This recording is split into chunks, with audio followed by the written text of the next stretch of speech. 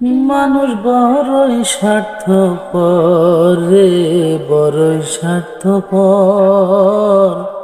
বুকের মাঝে জায়গা দিলে যতন কইরা ভাঙে রে অন্তর। মানুষ বড়ই স্বার্থপর রে, বড়ই স্বার্থপর।